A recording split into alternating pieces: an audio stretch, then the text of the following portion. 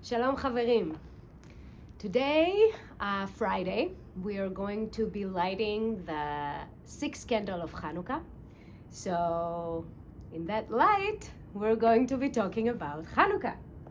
And we're going to do it together with some Talmud and some Midrash and some Friedrich Schleiermacher. So, it's going to be fun. So we're going to start by reading a little bit of Talmud here, Masechet Chagiga. What I have here is the Hebrew edition of the Steinsaltz Talmud, and I'm going to be reading from Chagiga to get us started. Okay. דאמר רבי אלעזר, אור שברא הקדוש ברוך הוא ביום ראשון, אדם צופה בו מסוף העולם ועד סופו. כיוון שנסתכל הקדוש ברוך הוא בדור המבול ובדור הפלגה, וראה שמעשיהם מקוללים או מקולקלים, עמד וגנזו מהן, שנאמר, וימנע מרשעים אורם. All right. And now the translation. The Gemara answers, this should be understood in accordance with Rabbi Elazar, and Rabbi Elazar said, the light of the Holy One, blessed be He, created on the first day, was not that of the sun, but a different kind of light, through which men could observe from one end of the world to the other. But when the Holy One, blessed be He, looked upon the generation of the flood and the generation of the dispersion, and saw that their ways were corrupt, and that they might misuse this light for evil, He arose and concealed it from them, as it is stated, and from wicked their light is withheld. All right, so this Talmudic text is basically speaking about what we call Or HaGanuz, Ha'or HaGanuz, or the concealed light. And what it is that the first light in the moment of creation was not necessarily the light as we perceive light, the light that comes from the sun, but it was a godly light, which was, if you will, the essence of God. And that essence was nothing but abundance and good.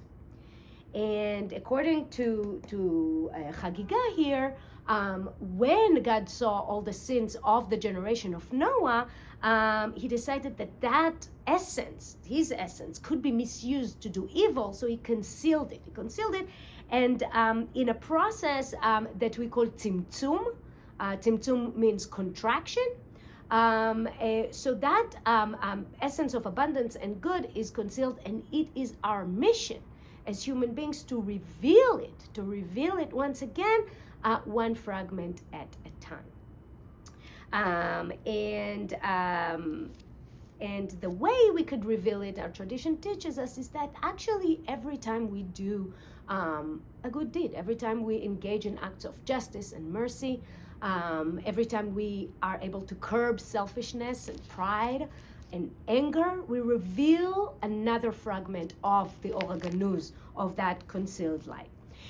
It is also believed that this light is more available to us in certain moments of the year. So, for example, every Shabbat, that light is a little more available to us during the high holidays, in life cycle moments, and during marriage or birth. And also during Hanukkah. And the tradition believe, I think I read it in the Schleiermacher Netivot Shalom, that while the light that is revealed in Shabbat can last a person for the whole week, and the light that is revealed in Hanukkah lasts a person for an entire year. All right. Now, the Ramban, Nachmanides, when he reads the Torah portion Ba'alotecha, which is the Torah portion about the menorah in the tabernacle, not just about, but basically describing the menorah in the tabernacle, he explains that the Hanukkah candle is basically a continuation of the tabernacle menorah. and that the tabernacle menorah is a continuation of the Or HaGanuz, of that concealed light. And so in Hanukkah, we are actually able to draw that light below the Eser Sfirot, below the 10 emanations, to dwell in our world. And this is essentially what we call Shechina.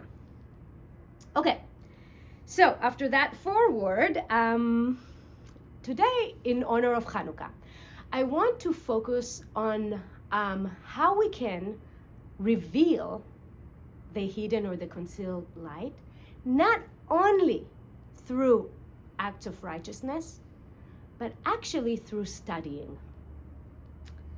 And this is not my idea. This coming from Midrash Tanchuma, and I'm gonna be reading here from the Midrash, if I'm able to find it.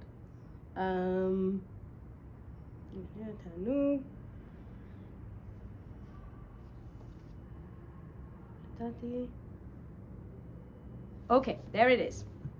אור גדול, אור שנברא ביום ראשון, שגנזו הקדוש ברוך הוא לעמלי תורה שבעל פה, ביום ובלילה שבזכותם העולם עומד.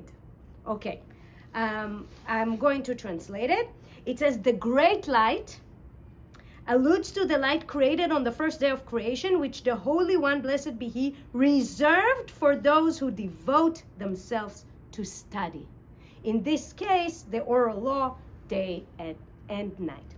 So according to this Midrash, there is a way to reveal that hidden light or that concealed light through studying. And through studying, we basically reveal the secrets, the immanent knowledge in the universe.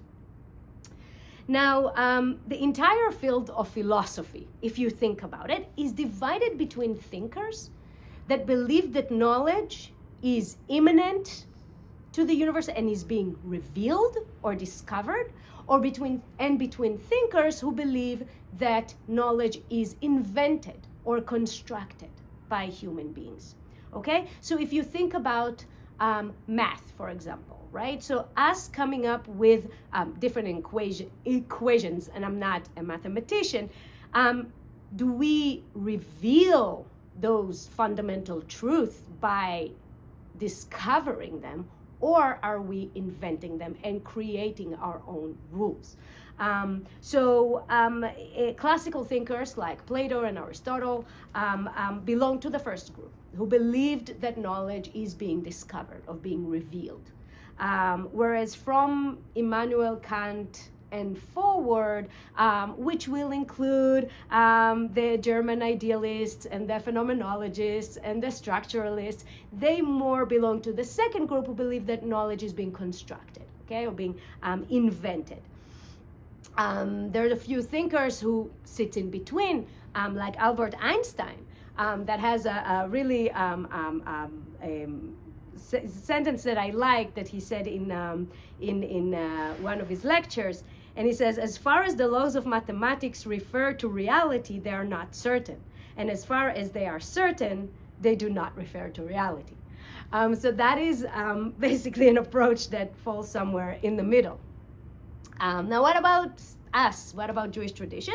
So Jewish tradition suggests that the light, but the knowledge of the universe is immanent, is in our reality, if you will, and it is our mission to discover it, to reveal it. And the way we reveal those secrets, the way we reveal that knowledge, is by studying Torah. And when I'm saying by studying Torah, both written and oral. So meaning both what's written in the Chumash and later Talmud, etc. Okay. Another beautiful thing about that subject, in a different place in Masechet Nida, it is written that every baby is born knowing all the secrets and all the knowledge that is in the universe, basically knowing it all. And then the moment they emerge, an angel comes and slaps them, and that knowledge is immediately forgotten. And then again, that human being that was just born have a lifelong mission of revealing, of studying to reach that knowledge. It's actually said that the dip that we have under our nose, that this thing, is the evidence of that slap of the angel. All right, and that brings me to Schleiermacher. So the full name is Friedrich Daniel Ernst Schleiermacher. I just discussed with my colleagues here. I'm on a streak of German romanticism philosophy here, but he was born in Breslau in 1768 and died in 1834. And he was a Protestant thinker, theologian, and philosopher. And really, he wrote in many different fields. A lot of people know him from his theology, from liberal Christianity, but really he is, I think, the most known for the contributions that he made to the field that we now call modern hermeneutics. Now, hermeneutics is the field of, it's basically described as the art of interpretation or theory of interpretation. And it comes from the Greek word for interpreting, and which originates with the Greek god Hermes, who his role was to deliver messages from the gods to humans, and that is the interpreting, that is the interpretation, and this is where the word comes from. And Schleiermacher believed, like Jewish tradition actually, that understanding is an ongoing, lifelong activity, that it never has end. And he also, those of you who are interested in hermeneutics may know of the hermeneutic cycle, which is something that originates with him and later on expanded by other thinkers in the field. And that cycle means that in order to understand the whole, in order to understand the big picture, you need to understand the parts that make the whole. But to understand the whole, you need to understand the parts that it's made of, and therefore the cycle. Okay, this is the hermeneutic cycle. And Schleiermacher also said that understanding happens in two different planes. The first is what he calls the grammatical plane, and that is the plane of, if you approach a text, the first thing that you need to understand or know is the vocabulary, the grammar, right? If you encounter words that you do not understand, the etymology, right? What where it comes from, and it includes the history, when it was written, and the context, right? That it was written as a part of what is referring to, and all of this he puts under the first plane of the grammatic or the grammatical understanding. And the second plane is the psychological understanding. And this is where it's really, really beautiful what Schleiermacher proposes, is that the psychological is our attempt as readers to really enter the psychology of the person who wrote it. So basically to understand the intention of the human behind the text. And he believed that every individual was radically unique. And therefore, the understanding of an intention of a writer is dialogical. We engage in a dialogue when we try to understand text. And this concept was expanded on later on. And the reason why I chose to bring Schleiermacher today is because of the similarity to our tradition, and centuries before Schleiermacher, our tradition, which is basically all of the studying that we do to reveal light, is basically engaging in hermeneutics, in interpretation of our text. And we have a system that is actually written as this exact systems in the Middle Ages. And that system is known as Pardes, okay? Pardes in Hebrew means grove. But it's also an acronym for 4 words, which are the Pei is for Pshat, the Resh for Remez, the Dalet for Drash, and the Samech for Sod. Okay, so these are our 4 planes, if you will, of interpretation. So the Pshat is the surface level, is the understanding of the text as written. Okay, I'm written a paragraph. What does the paragraph says? Okay, as is written, if I again understand the language. Remez, which is the second plane of interpretation, is a comparative reading. A comparative reading in the sense that when we encounter a pasuk, a verse, or even a single word, where did this appear before or later? Okay, and comparing between the 2 placements of a certain verse can give us light about the intention behind it. Okay, so the placement is very important, the context, and of course repetition. We see in our text when things repeat, we immediately ask, why does this thing repeat, right? So this is more of the comparative reading of the text. Remez actually translates to clue. These are giving us clues to hidden intentions, if you will. Then we have the third plane, which is Drash. And this is the reading of subtext. Okay, so it's the exact opposite from the Pshat. We're not looking at the surface level, we're looking for underneath. So anything that has to do with allegories, with fables, with metaphors, and of course with expansions, right, of the text. What is not written there, right? We call it midrashim.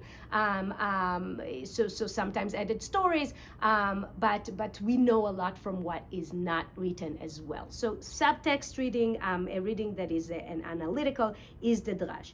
And finally, we have the fourth plane, which is the sod.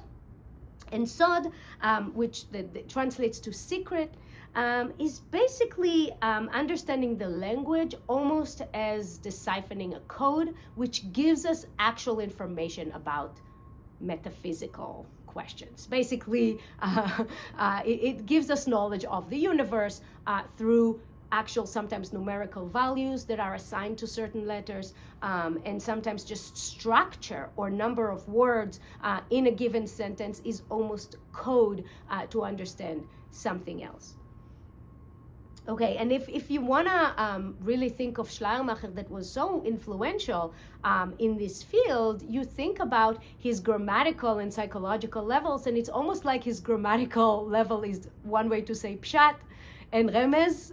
So it's basically surface level understanding, contextual understanding, whereas the drash it could have some elements of the psychological plane of Schleiermacher.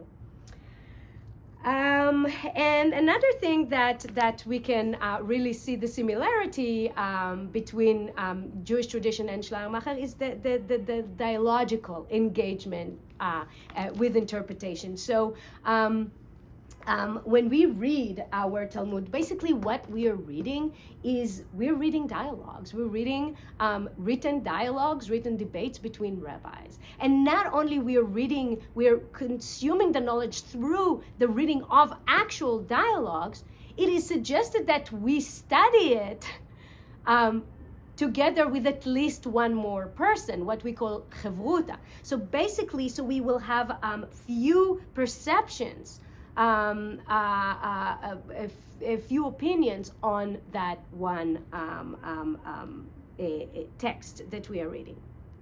So,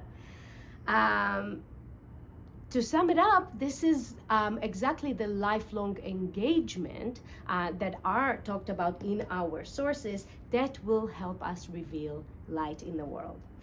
And this Hanukkah, unfortunately, we once again felt and witnessed darkness that unfortunately still prevails in our world. And we all talk about how can we bring more light, how can we reveal more light. And it goes without saying that righteous acts can go very far.